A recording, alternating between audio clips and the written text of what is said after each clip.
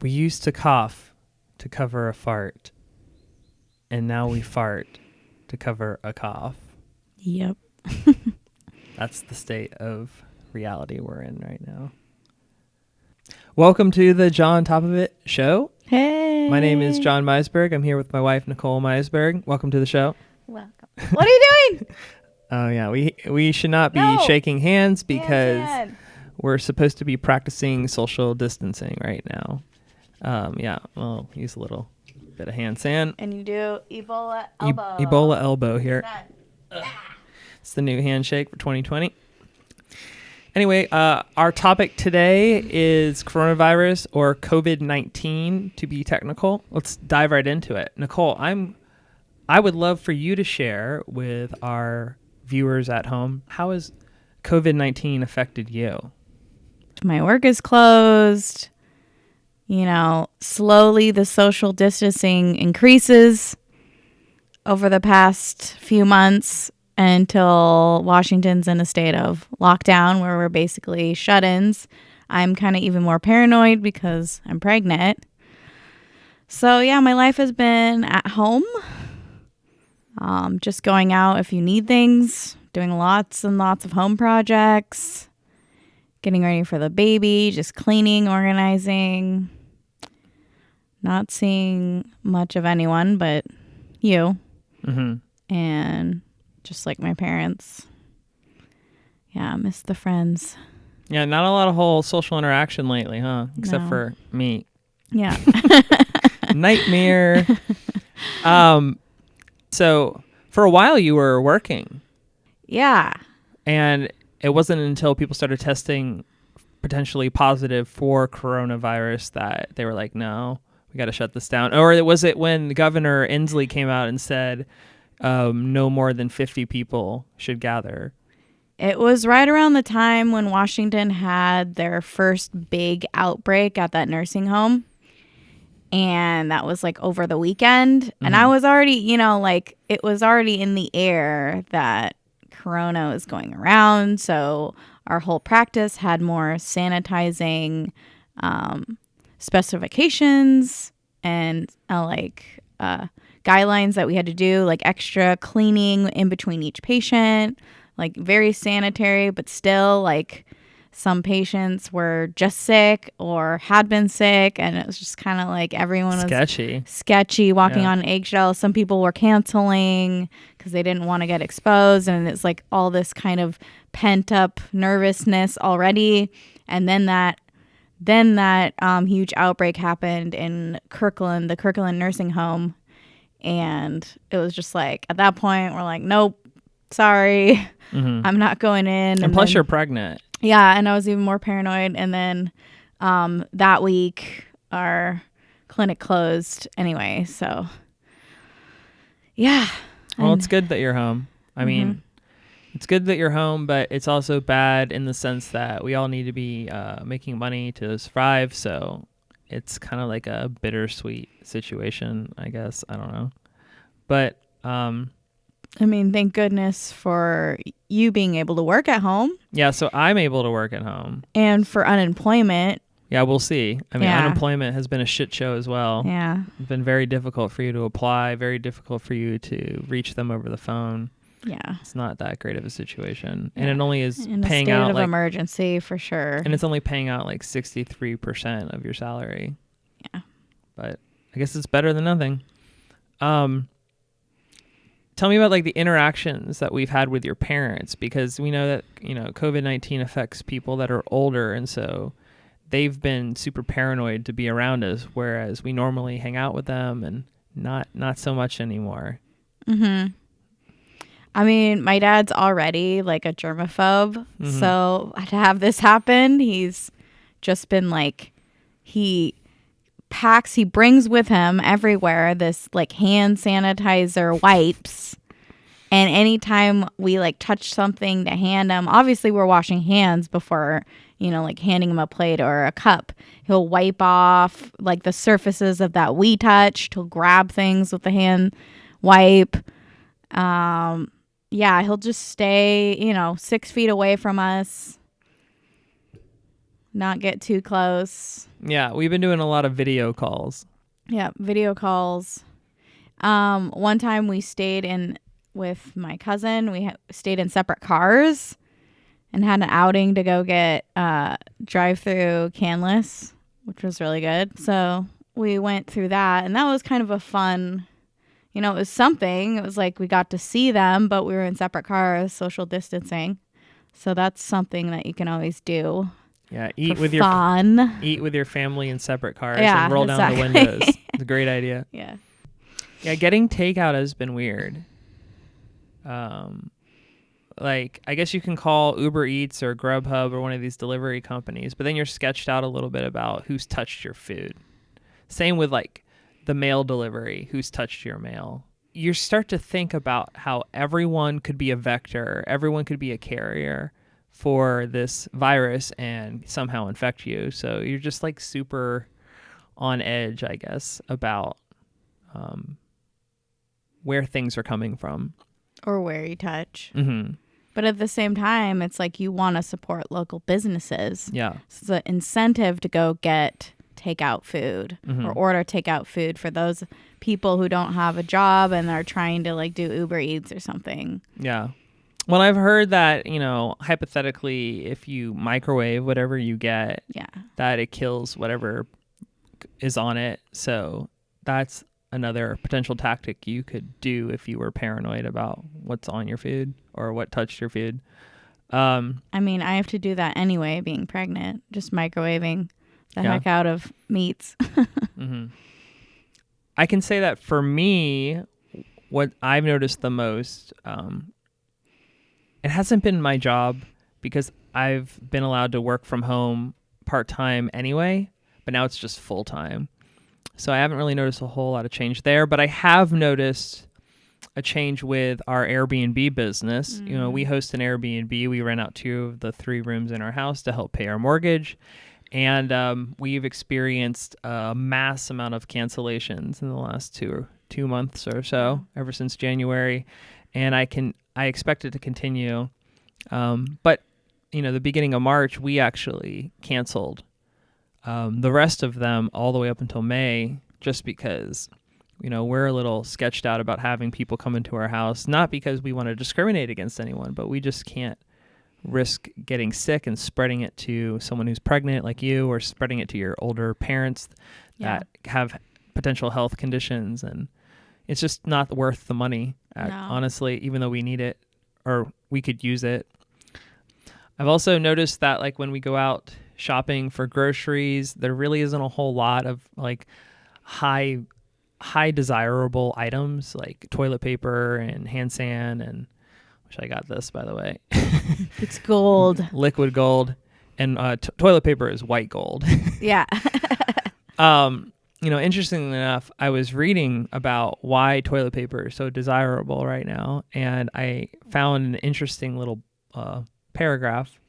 According to this lecturer in consumer and business psychology at the University of London, they said, toilet paper has become an icon of mass panic. In times of uncertainty, people enter a panic zone that makes them irrational and completely neurotic. In other disaster conditions like a flood, we can prepare because we know how many supplies we need. But when we have a virus we don't know anything about, we can't do that. So when you enter a supermarket, you're looking for value in high volumes, and people are drawn to the large packaging that toilet paper comes in when they are looking to regain a sense of control. So I guess, you go in the grocery store and you see it's not there anywhere and you're like startled. And I think that adds to the panic. Well, once it starts, it's a chain reaction. Everyone's like, well, if everyone's getting it, I need to get it before other people get it. And then it just escalates. Snowballs from there. Some of those Costco pictures are hilarious. Someone put an audio of The Walking Dead zombies over people like trying to take all the toilet paper. It's so funny.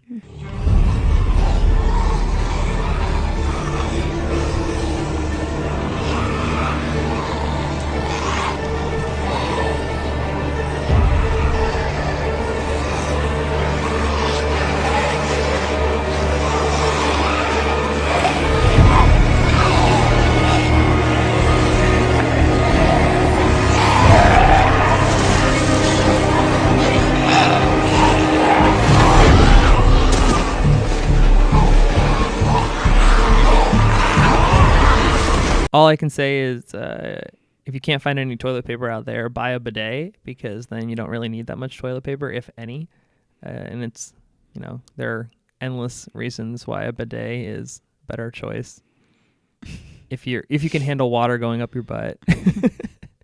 Worst case scenario, if all the toilet paper is gone, yeah, it would be good to invest. Yeah, what's your alternative? You're going to get in the shower every time? Ew. What are you going to do? Yeah. The best line I've ever heard about bidets is if you got poop on your hands, you wouldn't just wipe it off with a piece of toilet paper and call it a day. You'd wash it off. So why do we do that with our butthole?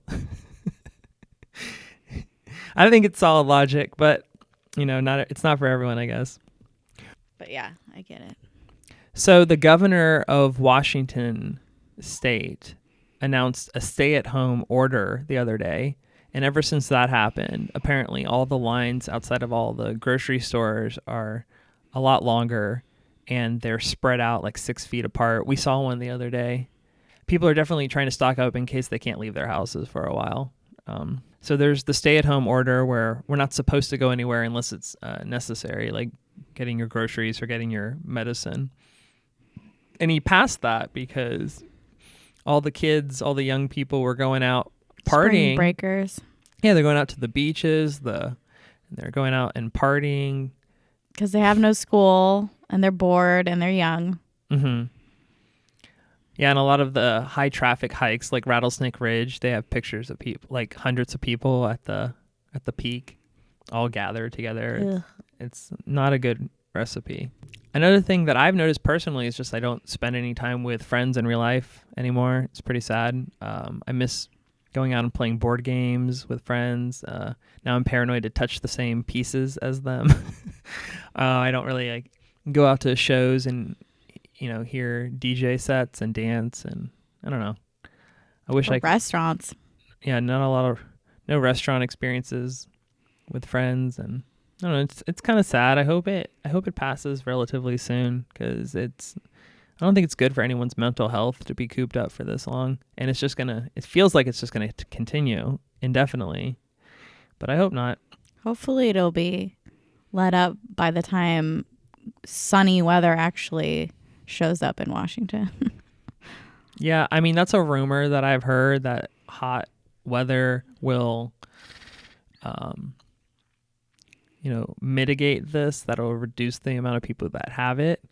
But here's the problem: is even if that is true, what happens once fall and winter hit?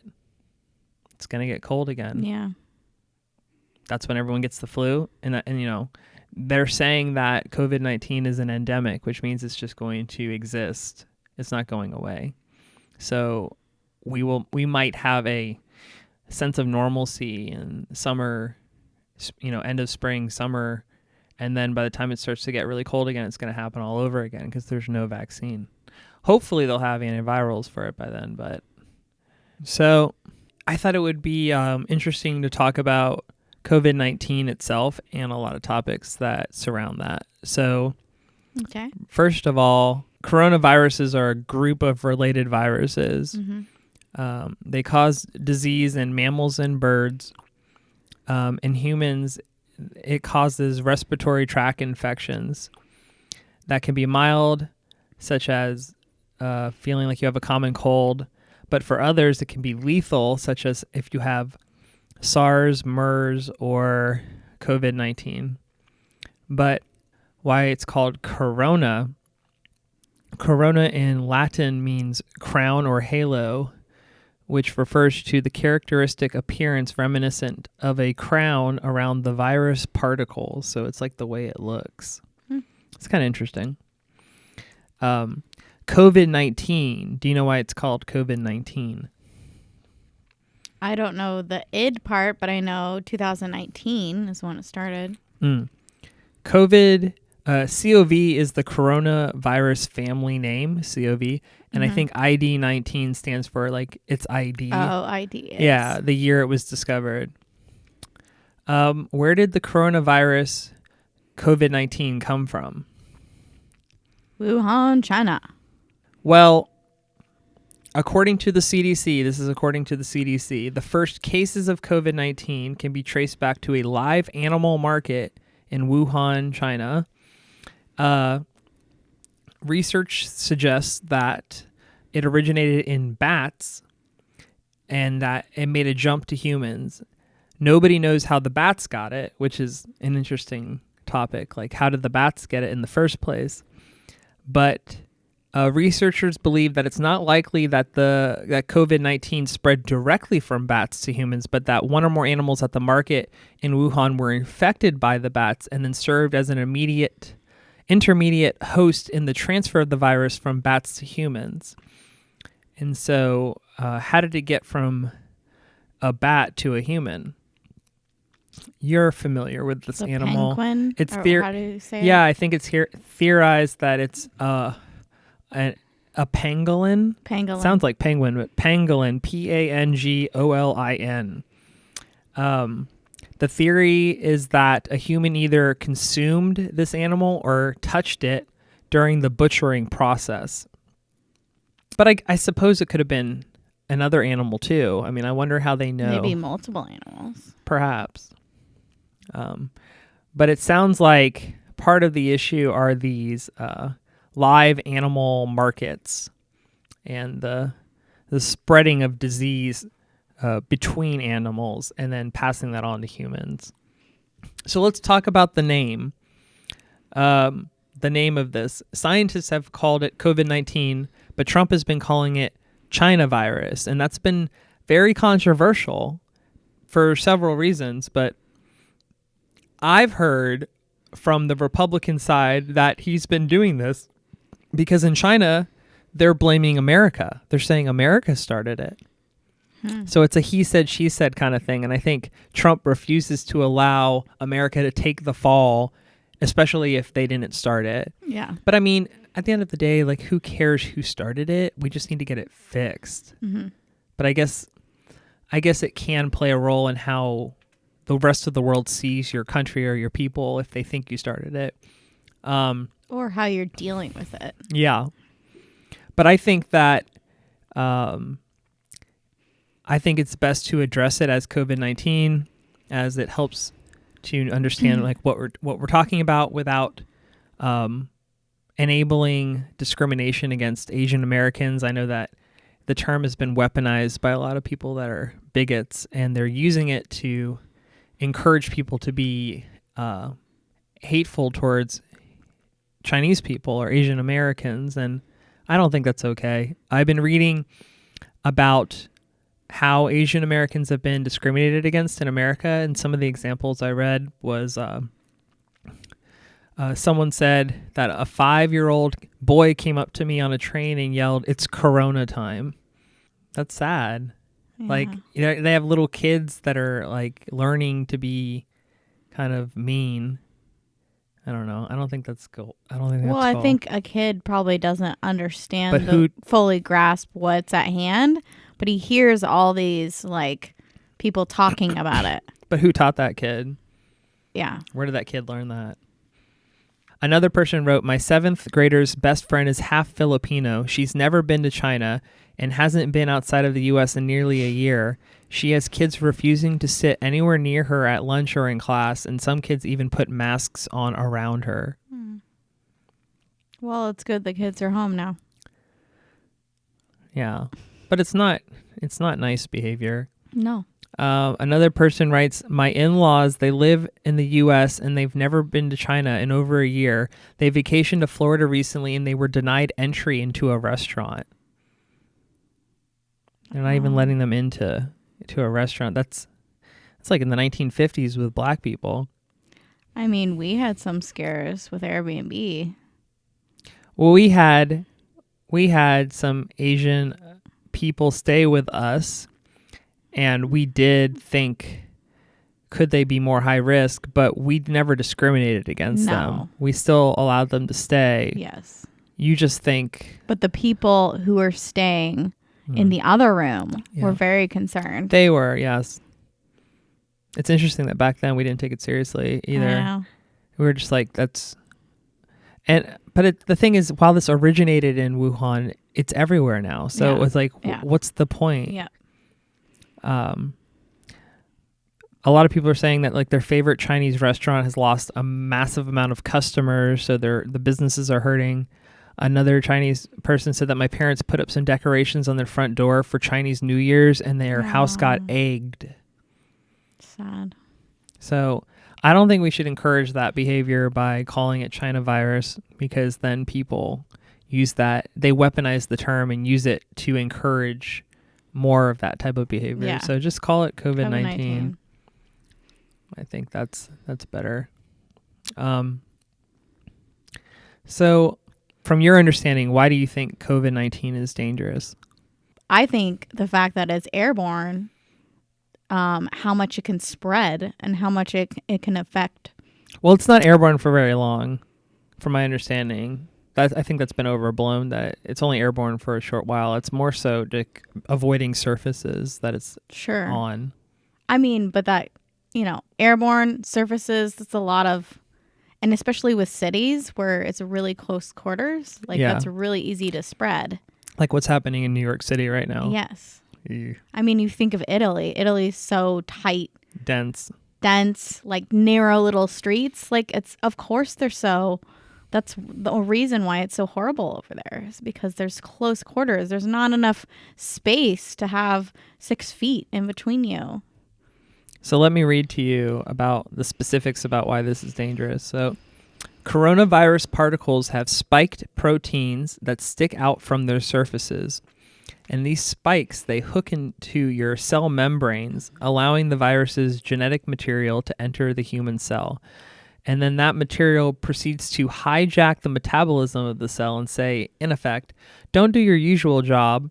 Your job now is to help me multiply and make the virus. So it's multiplying itself. And as copies of the virus multiply, they burst out and infect neighboring cells. The symptoms often start in the back of the throat with a sore throat and a dry cough. The virus then crawls progressively down the bronchial tubes, and when the virus reaches the lungs, their mucous membranes become inflamed, and that can damage the alveoli or lung sacs, and they have to work harder to carry out their function of supplying oxygen to the blood that circulates throughout our body and removing carbon dioxide from the blood so that it can be exhaled. So if you're getting swelling there, it makes it that much more difficult for oxygen to swim across the mucous membrane. The swelling and the impaired flow of oxygen can cause those areas in the lungs to fill with fluid, pus, and dead cells.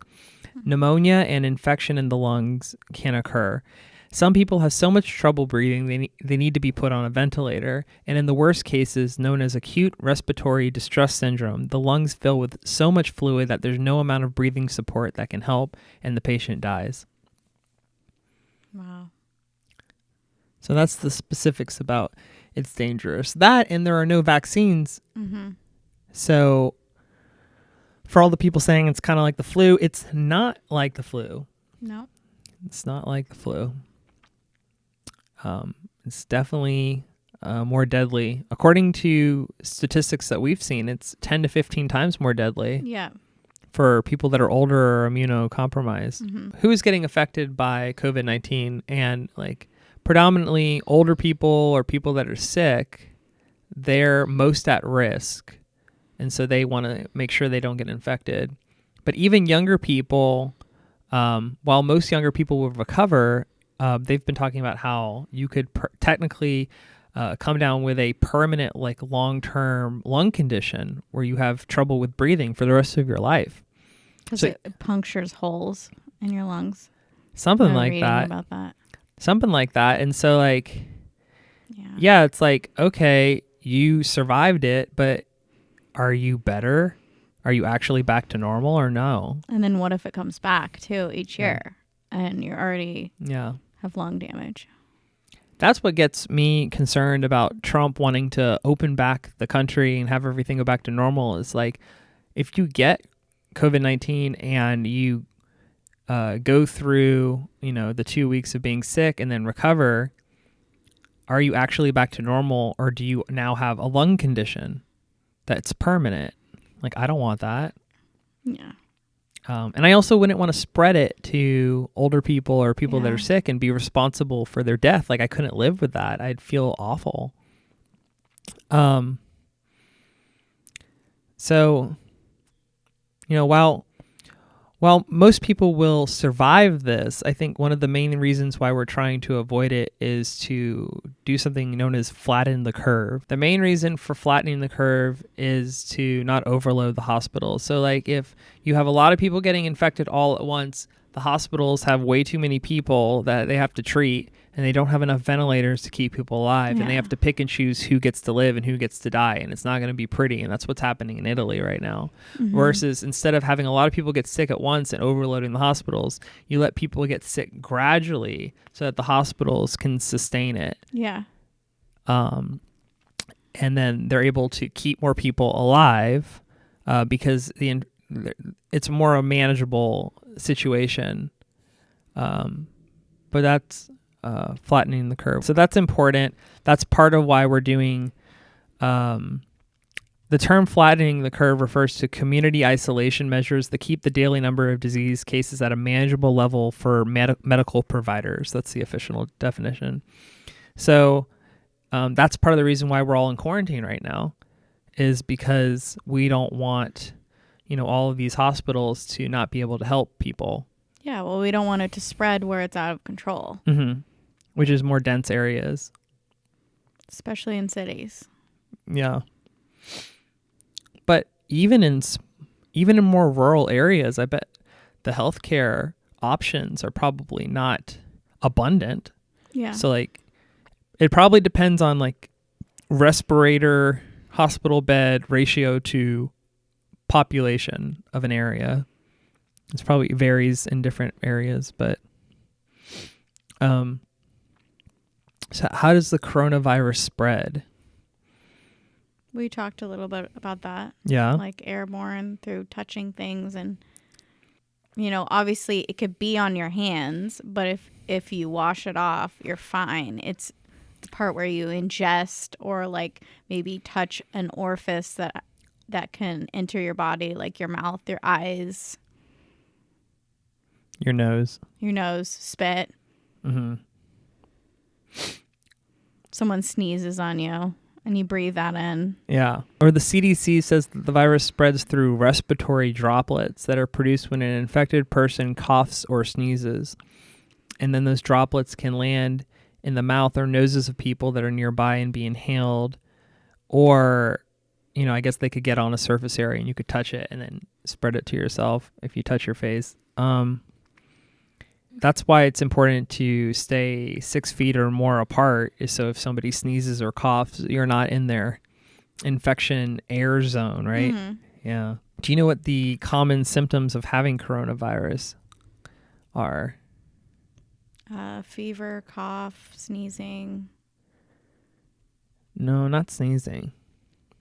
Oh, I saw on something it was sneezing. Really? But maybe it was like sometimes sneezing. Like it wasn't like an all the time.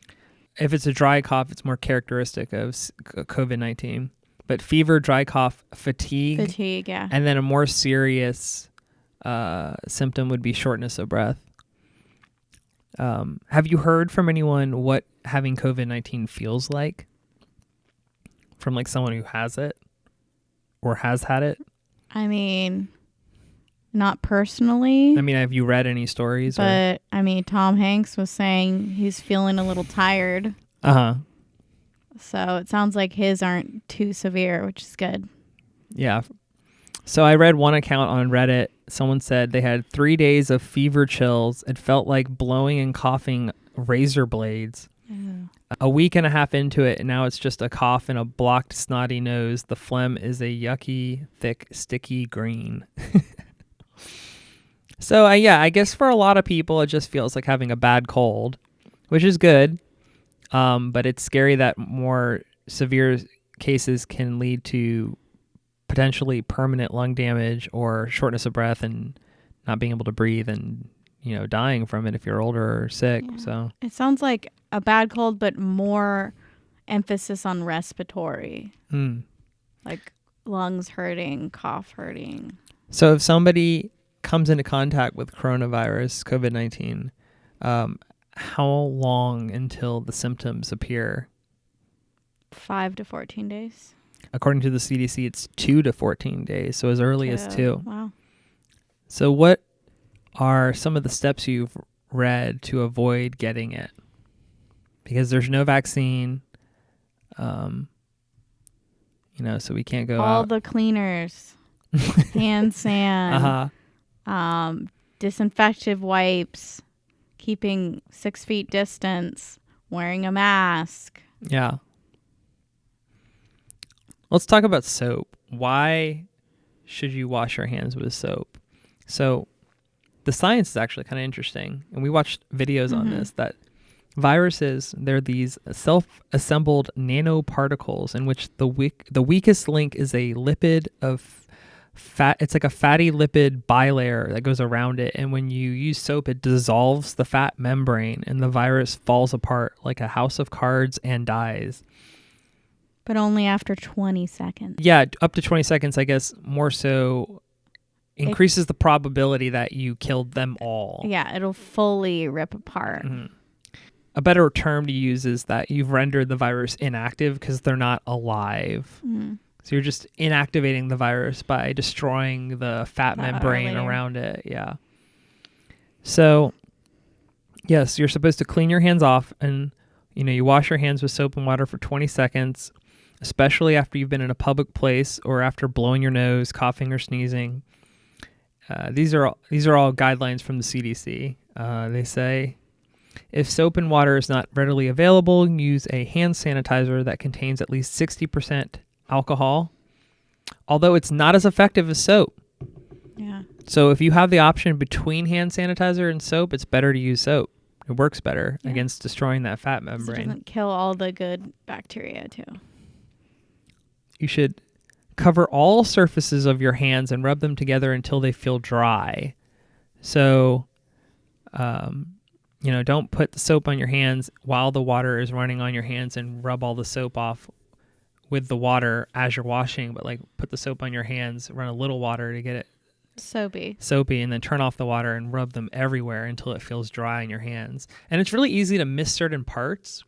So it's you can wash it this way, but you can also wash that way. And there's different parts of your hand that you seem to miss. Get the thumb. Yeah, you can twist your hands around the fingers. Go like this. Yeah, but it's important to be thorough. Yes. And, this is something that I've never done my whole life that I'm just starting to understand that it's important. Whoa. I mean, I've washed my hands, Dirty but hands. I've never done such a thorough job until I've realized by watching all these videos that I've been doing a terrible job at washing my hands. So it's whatever. You haven't. I mean, yeah, I think everyone American life, we're in a in hurry. general doesn't use the full 20 seconds until there's sickness or epidemic The going people on. out there that are spending Or in healthcare field. The people out there spending 20 seconds to wash their hands are the same people that stop at a stop sign and count 1 Mississippi, 2 Mississippi, 3 Mississippi, and then go. I do that. No one does. No one does that. Yeah, my dad does. Yeah, of course. He's a safety freak. Okay, so another thing you should do is avoid touching your eyes, nose, and mouth with unwashed hands. So, when should you wash your hands? Before, during, and after preparing food, before eating food. Bathroom. Mm-hmm. Before and after treating a cut or a wound. Before and after caring for someone at home who is sick with vomiting or diarrhea. After changing diapers or cleaning up a child who has used the toilet. After blowing your nose, coughing, or sneezing. After touching an animal, animal feed, or animal waste. After handling pet food or pet treats, and after touching garbage. And I would also add to that, touching Amazon packages or mail. Yes. You don't know where your mailman's been or what they've touched. The touching the animal thing is interesting because we had been going to the dog park up until a couple weeks ago. Yeah. And we have a cute little corgi, and that corgi goes up to people.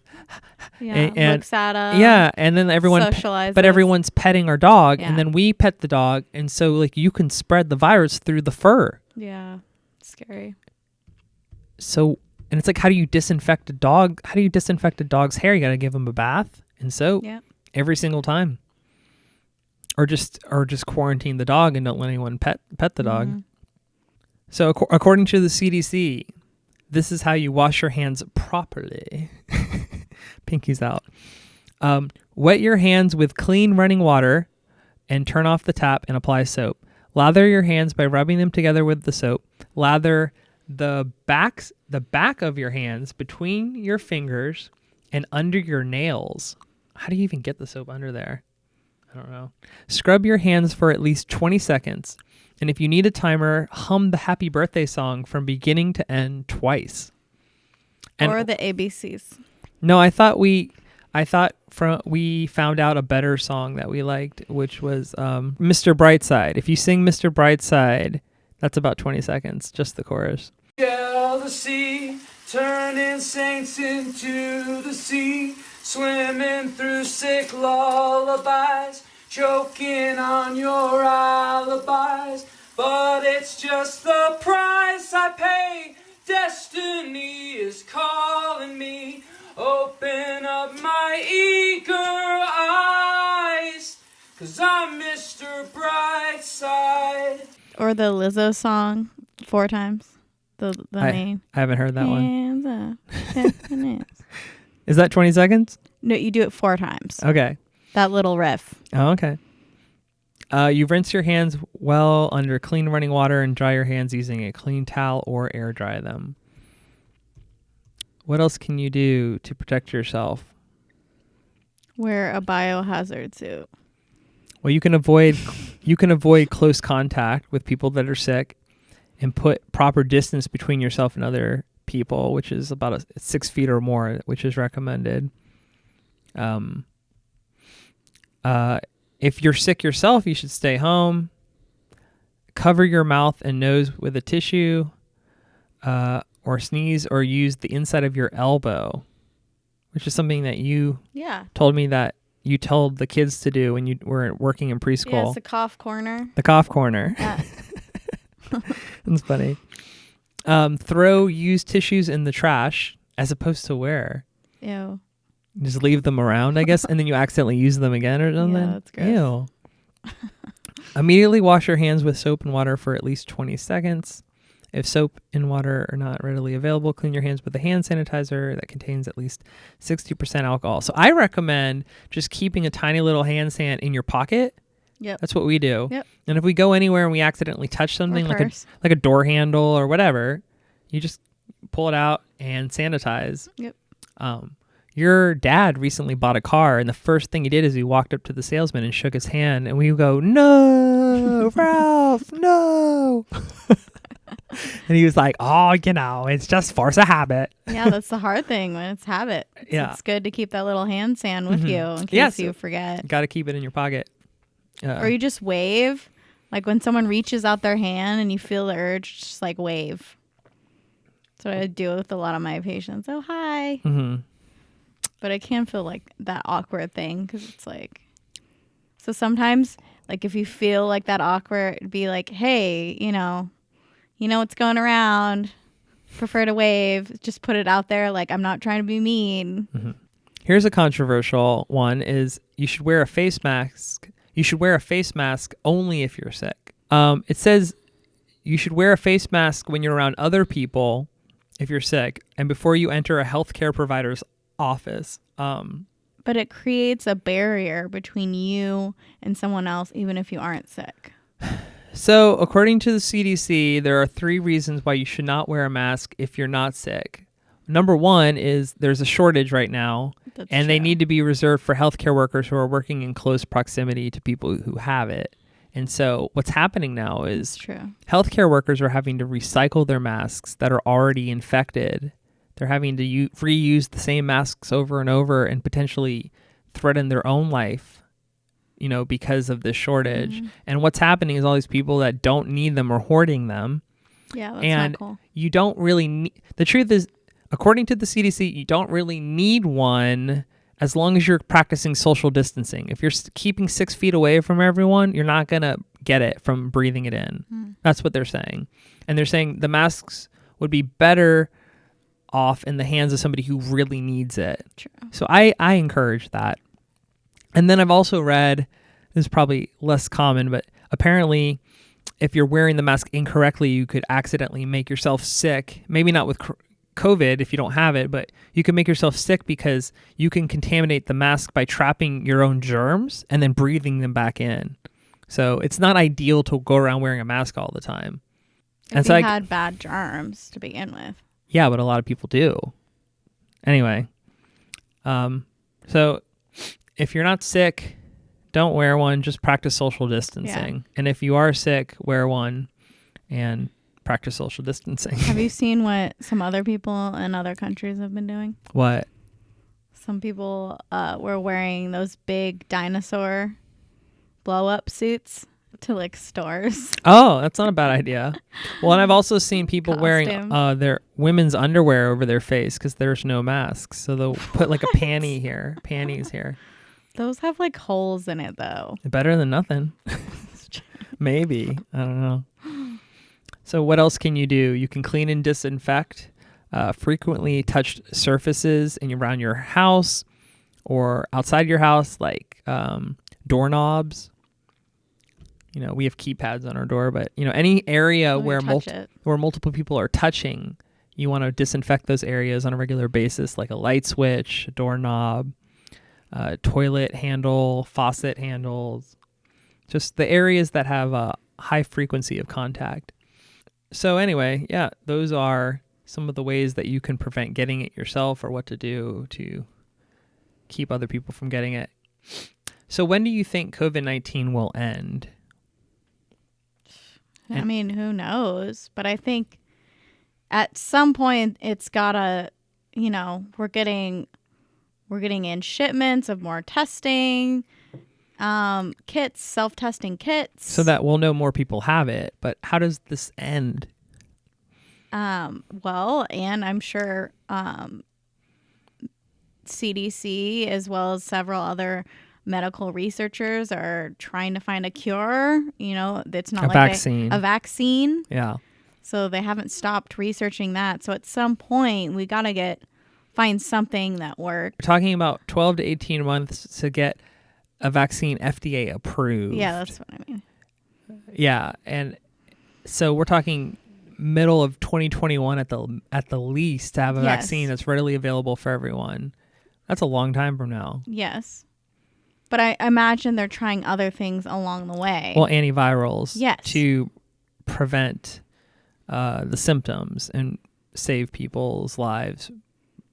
So, yeah, I would hope that, you know, somewhere along in the summertime, it would start to taper down. Mm-hmm. Because you, along with other people, hope that the heat's going to make an impact. I mean, possibly that, but also just I feel like if everyone truly practices being, you know, doing all the things like washing their hands, sanitizing, social distancing, quarantining themselves, like we've got to see some progress of it not spreading as much. Well, there's been hospitals getting, you know, more respirators in. Like at some point, I would think we'd get ahead of the virus and there would be a dip. Until it mutates and then there's another one.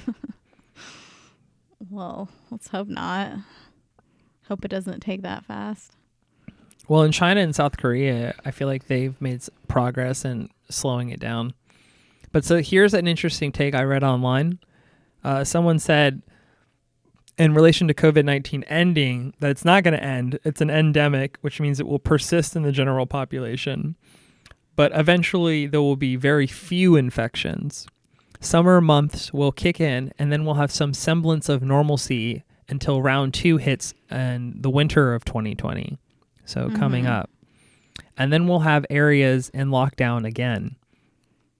This could go in waves of lesser and lesser severity as more and more people develop immunities. Therapeutic drugs prove effective, and eventually a vaccine is formed.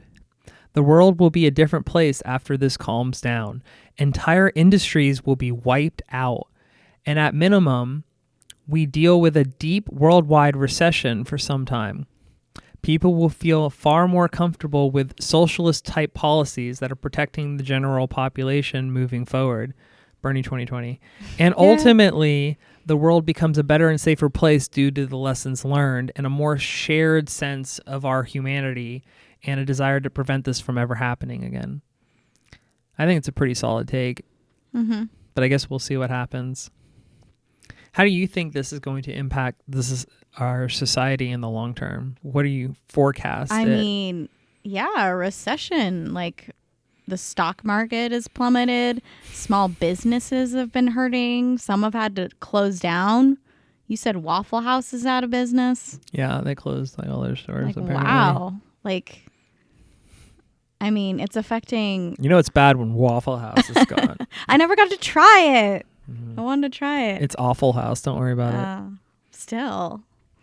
Yeah. I mean, I think it will. I mean, obviously, it's affected it for the worse in those senses, like the economy wise. But I think also it's created a boom in like telecommunication. Yeah, like telehealth. Yes. Like across the board with like education, with jobs, like innovating different ways in which you can, go remote. I think it's an extremely increased, like, thinking in new ways of how to make these businesses still work and go online. Yeah, like when I see a nurse, they contact me through Zoom, or when you attend classes, you use Zoom now.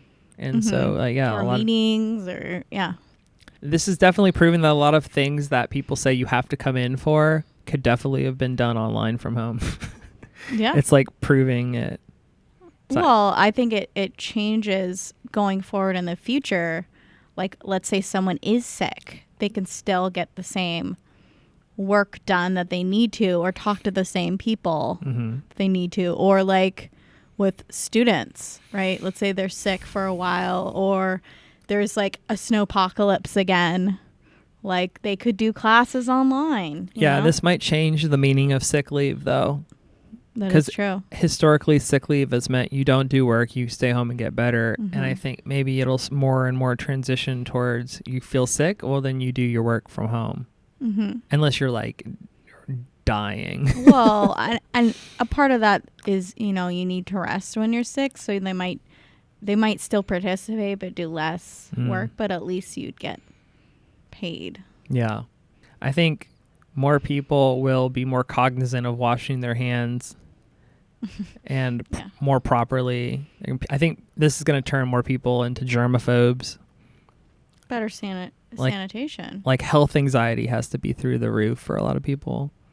And I think that the long-term impacts for society is like people will, well, maybe in the short term, people will not take for granted like going out and doing things with people, like going to coffee shops and hanging out with friends. I think like when that finally gets back to normal, people are going to really appreciate it more. Yeah. But then maybe long term they'll forget and they'll take it for granted again until the next pandemic season. Yeah. Anyway, Corona season. That's all I really had. I just wanted to cover, the who, what, when, where, why topics around COVID-19. So I went on social media and I asked people, how has COVID-19 impacted them? So I thought it'd be interesting to go through some of the responses that I got and discuss them. Dylan Nunn writes, no traffic to work and no eating out. I guess no traffic is a plus, but no eating out is not a plus. Our construction sites are still open and will be through the stay-at-home order, so not really much of an impact at all. Eating a lot healthier and thankful for my health and lifestyle. So I wonder how people feel about having to go to work regardless of the stay-at-home order. And on one hand, you might be grateful that you're able to earn a living, but then on the other hand, if your company is putting your health at risk, then you might be feeling like a lot of anxiety. That's kind of how you felt for a while. Definitely on edge. Hannah Jones writes, I run a small business and so does my better half. My income is tapering off. Projects have been delayed or put on hold, and that's incredibly scary. Yeah, it sounds like I'd get a lot of anxiety about that too. Small businesses, yeah. When it's all on your shoulders to earn money. But as of March 25th, the Senate passed a stimulus package that's supposed to provide some money to people that paid taxes in 2018 or 2019. So, I mean, it's not a lot, but it should help for now. Yeah, it's something. It's something. Kiran Rose Lynch wrote, massive financial impact. I live paycheck to paycheck like most, and my schedule was slow leading up to me being laid off, so my last paycheck wasn't very substantial. I'm a massage therapist, and we don't work 40 hours a week. Our arms would fall off if we did. Tips also make up a lot of my income, so my unemployment check is a joke. $188 a week, which I haven't received yet. I'm getting stressed out just typing this out. Oh, that's brutal. That's $188 a week is not that much money to live off of. Wow. I mean, the rent in Seattle is, unless you have like 5 roommates, the typical rent in Seattle is like $1,500 to $2,000 a month for like a studio apartment. Can you or one imagine bedroom. like the people who make all their money? Yeah, like tips or work in sales and make it off of commission. Yeah. Then all of a sudden, you know, it's based on their flat rate, which is probably not a living wage amount. Drew Sale writes, I wasn't able to make chicken noodle soup the other day because all the stores were sold out of chicken, and I was hella disappointed. Other than that, that sounds good. It does sound good. Other than that, none of my friends want to hang out. Yeah, same. Those are the biggest and only ways it's affected my life, and I count my blessings every day. I guess things could be worse, but now I want chicken noodle soup. Yeah.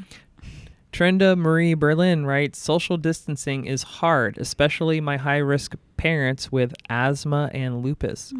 I usually see them multiple times a week, and it's been 3 weeks. It's impacted my art business, too. Well, let's go back a second. It's been 3 weeks. This reminds me of all these virus movies we've been watching. We watched Outbreak. We watched the Contagion, the Andromeda Effect. And one of the saddest things in those movies is when somebody gets it, someone gets the virus, and then like the family can't be near them. And like people are on their deathbed and they can't be near them. So it's like I think that's one of the hardest things about it. Being contagious is the isolation. Trenda says it's impacted my art business too. Mentally also hard to stay home so much. Dylan, I guess that's her boyfriend or husband, and I live in a 30-foot RV, and it can be tough some days. Yeah. And like I was telling you earlier, I was reading that in China the divorce rate has spiked because there's so many people that are like in each other's space 24/7, which is definitely a test of your compatibility in a relationship. For sure. For anyone's relationship, you know. You have to learn how to go to separate corners, and I guess if your place is small, that's like challenging. It's probably way harder for someone who has, think of an RV. Or someone living in a tiny house. Yeah. It got to be going crazy. Because, I mean, the whole point of a mobile RV is that you can see the world around you, but when you can't see it and you're stuck in this little box, it's got to be hard. Lindsay Scheffler writes, I'm currently unemployed. This was something I never anticipated since I work in the medical field. I work in surgical services. Canceled elective surgeries has a lot of people in the surgical field unemployed. And that's at the instruction of local government, local and state government, as they're saying, you know, if you don't need to have the surgery done right away, don't do it because we need the resources for people who have COVID-19. But then think about like the consequences of that. It's affecting people like Lindsay. Well, all the people in pain too who need this surgery. Maybe it's not like a killer thing, but maybe their shoulder is in pain or something. Well, what is elective and what is necessary? Yeah. Is it who gets to decide? I don't know. Anyway, she said, I travel a lot for this job too, so the virus has completely altered my plans to move out to Washington. I'm currently living in Michigan. I'm taking this time as an opportunity to slow down, read more, exercise more, learn new things, and observe the local flora and fauna. I have been thinking about how much this virus has altered our day-to-day lives, and it's astounding how quickly life can change and how important it is to appreciate life's most trivial things. It's interesting to see the environmental and ecological changes happening across the globe due to the very little human travel.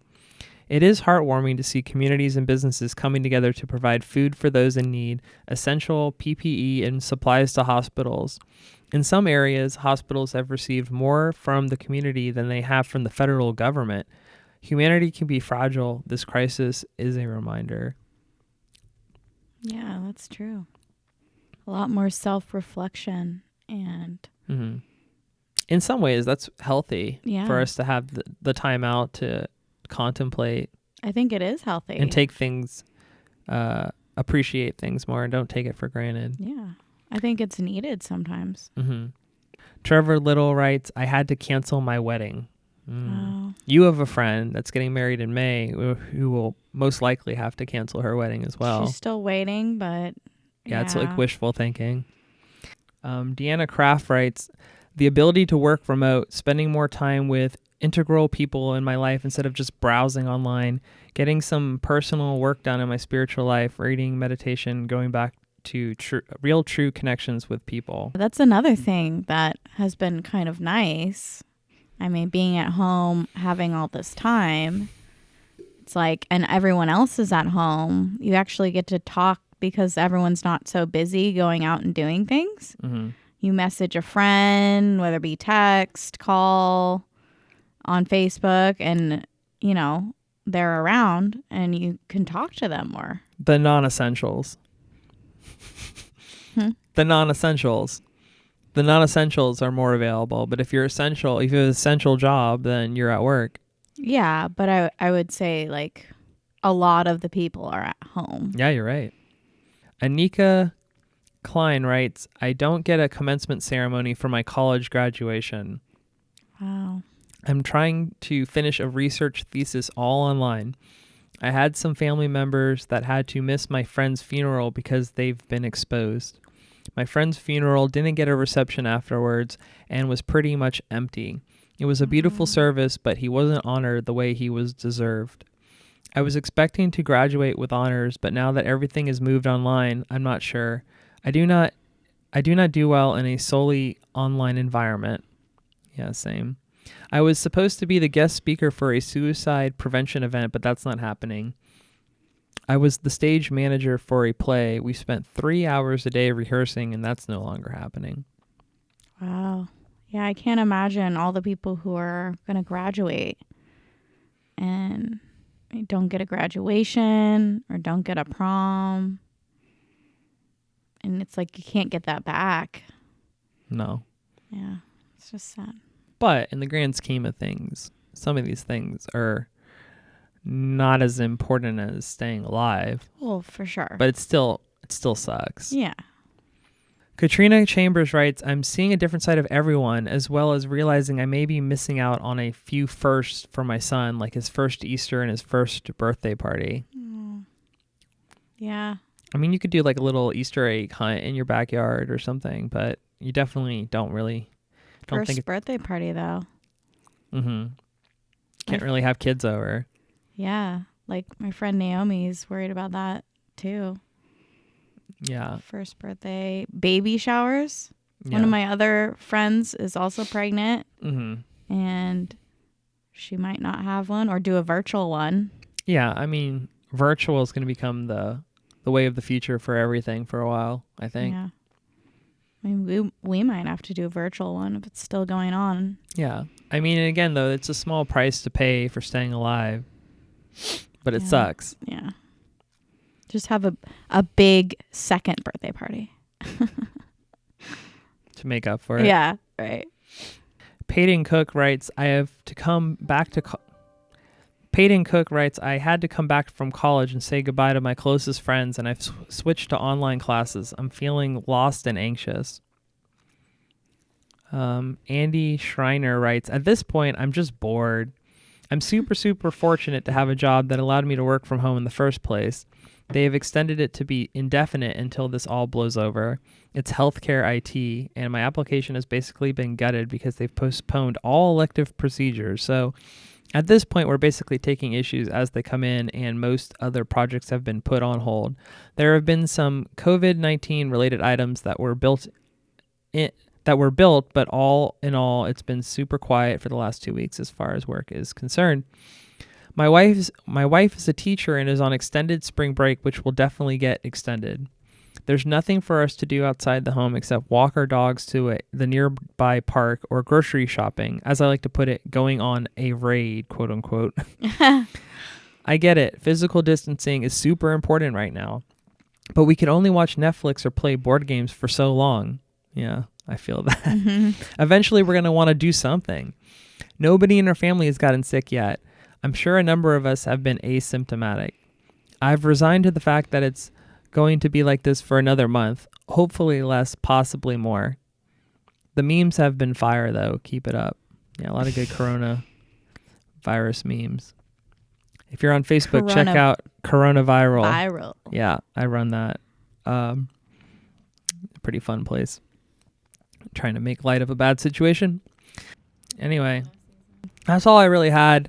Is there anything else that you'd like to add around this topic? Nothing other than everyone should stay home and stay safe. Yep. Stay safe, everyone. Until next time.